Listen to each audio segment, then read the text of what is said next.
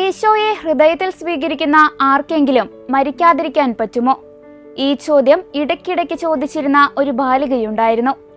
ഈശോയെ സ്വീകരിക്കുമ്പോൾ അടക്കാനാകാത്ത സന്തോഷം കൊണ്ട് ചങ്കുപൊട്ടി മരിക്കുമെന്നായിരുന്നു ആ കുഞ്ഞു വിശുദ്ധയുടെ ചിന്ത. അത് അതുപോലെ തന്നെ സംഭവിച്ചു. 11ാം വയസ്സിൽ തന്റെ ആദ്യ കുർബാന സ്വീകരണ സമയത്തു തന്നെ ഈശോയുടെ അടുത്തേക്ക് നിത്യസമ്മാനത്തിനായി അവൾ വിളിക്കപ്പെട്ടു. ആ കുഞ്ഞാണ് വാഴ്ത്തപ്പെട്ട ഇമൽഡ ലാംബർട്ടിനി. 1322 ഇറ്റലിയിലെ ബൊളോഞ്ഞയിൽ ഒരു പ്രഭു കുടുംബത്തിലാണ് ഇമൽഡ ലാംബർട്ടിനി ജനിച്ചത്.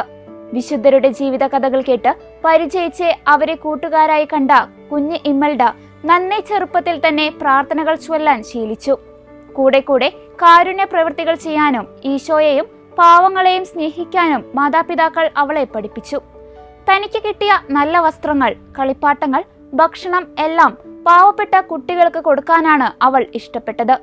അടുത്തുള്ള ഡൊമിനിക്കൻ ആശ്രമത്തിൽ വിശുദ്ധ കുർബാനയ്ക്കായി കൂടെ കൂടെ അവളെ മാതാപിതാക്കൾ കൊണ്ടുപോയിരുന്നു. ദിവ്യകാരുണ്യത്തിലെ ഈശോയോടുള്ള ഒന്നാകൽ നന്നേ ചെറുപ്പത്തിലെ അവളുടെ സ്വപ്നമായി മാറി. 9 വയസ്സുള്ളപ്പോൾ അടുത്തുള്ള ഡൊമിനിക്കൻ ആശ്രമത്തിലെ കന്യാസ്ത്രീകളുടെ കൂടെ താമസിക്കാൻ അവൾ ആഗ്രഹിച്ചു. അവളെ പിരിഞ്ഞിരിക്കാൻ മാതാപിതാക്കൾക്ക് കഴിയില്ലായിരുന്നു. എന്നിരുന്നാലും മകളുടെ ആഗ്രഹത്തിന് അവർ എതിരു നിന്നില്ല.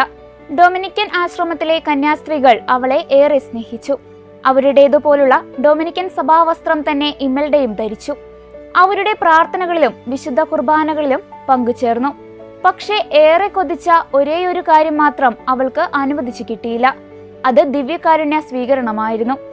ഇമൽഡ ഒരുപാട് ആഗ്രഹത്തോടെ ദിവ്യകാരുണ്യ സ്വീകരണത്തിനുള്ള അനുവാദത്തിനായി പലവട്ടം കെഞ്ചിയെങ്കിലും മദർ സുപ്പീരിയറിനെ അത് വിലക്കേണ്ടി വന്നു.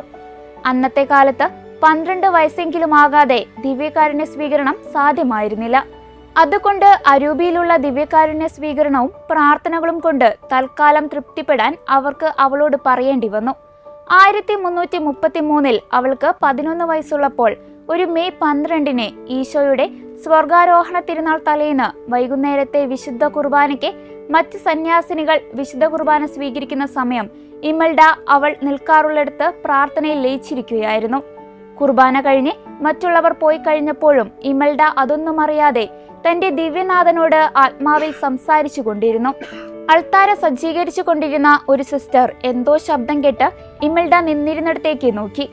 ഇമൽഡയെ കാണാതെ അന്വേഷിച്ചു വന്ന സന്യാസിനികളെ അസാധാരണമായ ഒരു സ്വർഗീയ സുഗന്ധം അങ്ങോട്ട് നയിച്ചതാണെന്നും പറയപ്പെടുന്നു. അവിടെ കണ്ട കാഴ്ച അവരെ അമ്പരപ്പിച്ചു. പാരവശ്യത്തിൽ ലയിച്ച് ചുറ്റും നടക്കുന്നതൊന്നും അറിയാതിരിക്കുന്ന ഇമൽഡയുടെ മുകളിലായി ഒരു ദിവ്യ വെളിച്ചം. ഒരു തിരുവോസ്തി അതിരറ്റ ശോഭയോടെ അതിൽ ചുറ്റിക്കറങ്ങുന്നു.